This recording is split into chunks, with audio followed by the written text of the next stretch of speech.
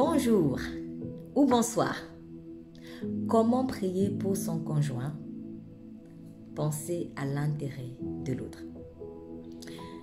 Philippiens 2, verset 4, je lis que chacun de vous, au lieu de considérer ses propres intérêts, considère aussi ceux des autres. Nous avons vu dans un précédent article que l'intercession d'un époux ou d'une épouse est salutaire pour son conjoint et pour nous-mêmes. Parce qu'en réalité, le bien de son mari ou de sa femme, c'est son propre bien aussi. C'est poursuivre son propre bien. Mais on peut encore aller plus loin. Il est écrit dans 1 Corinthiens 13 au verset 5 que l'amour ne cherche pas son intérêt. Par ailleurs, dans sa parole, Dieu n'a cessé de démontrer que le principe de son amour réside dans le sacrifice. Ainsi dit, l'attitude d'un homme,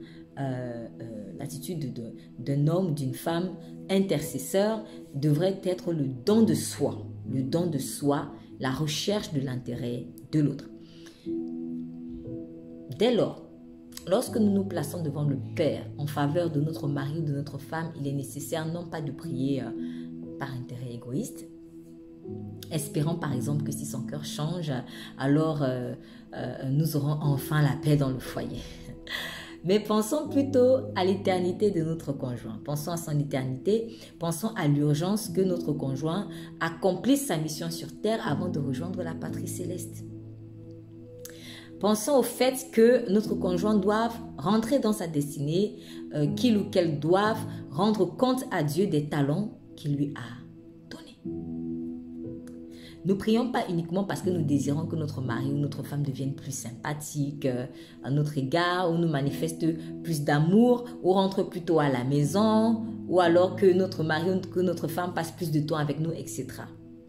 Mais pensons premièrement à l'urgence d'une réconciliation entre notre mari ou notre femme et Dieu, à la nécessité qu'il ou elle rencontre ou se soumette à la volonté de Dieu parce qu'il y va de son intérêt.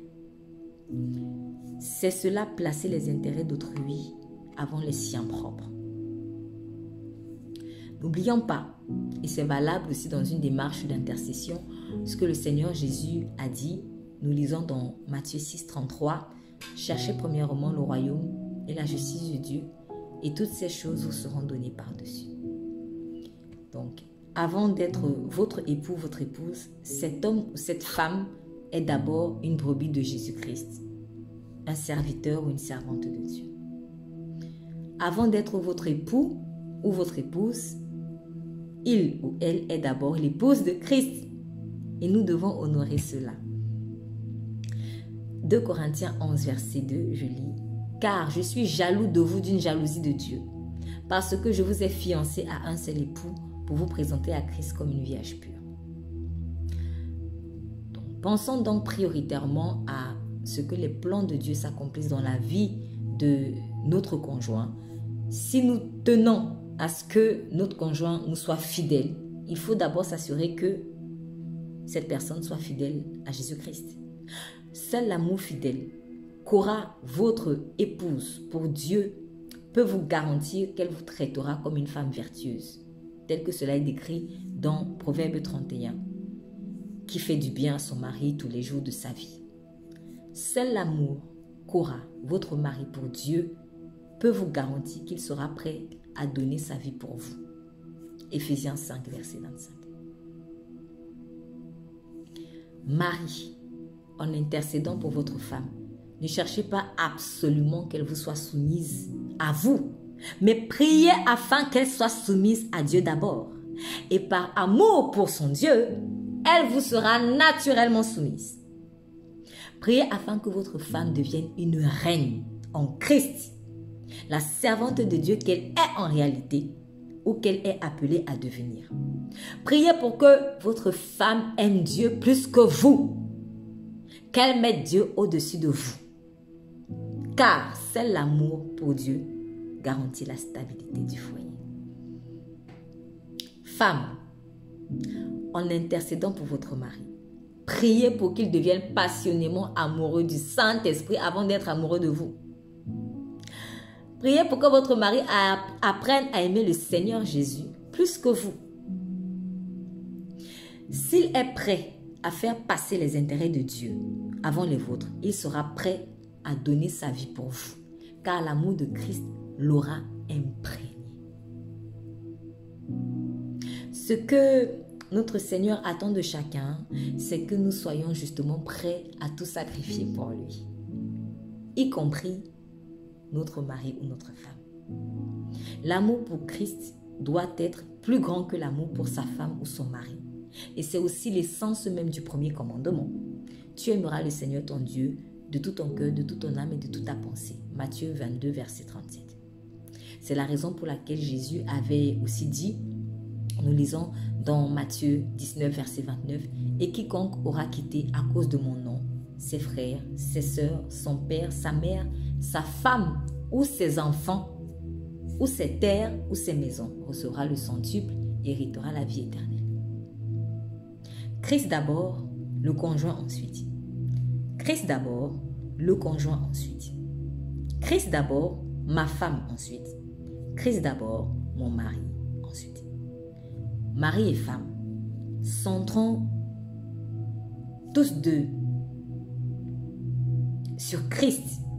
Centrons-nous tous deux sur Christ en priant l'un pour l'autre. Et nous garantirons ainsi la réussite de notre mariage. Mari et femme, centrons-nous tous deux sur Christ en priant l'un pour l'autre. Et nous allons garantir ainsi la réussite de notre mariage. Ce sera le thème d'une future exhortation et c'est le mot de la fin. Si vous avez envie de prier, je vous invite à me suivre.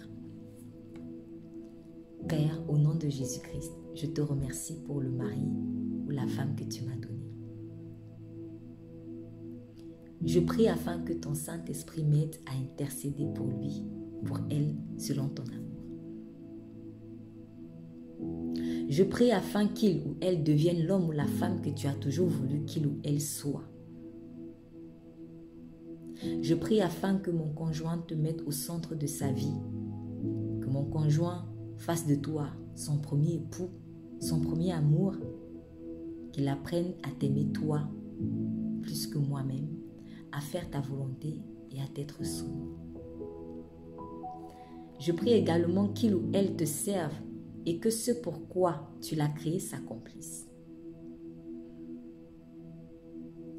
Apprends-moi également à t'aimer toi plus que lui, plus que elle. Apprends-moi à l'aimer lui ou elle de façon inconditionnelle, sans condition. Je choisis de faire passer tes intérêts avant les nôtres et ses intérêts à lui ou à elle avant les miens par amour pour toi. Je sais que toi, qui es le Dieu de justice, de qui toute famille tient son nom, tu instaureras dans notre foyer la paix, la vérité et l'amour. Sois le seul maître de notre mariage. Amen. Vous êtes bénis.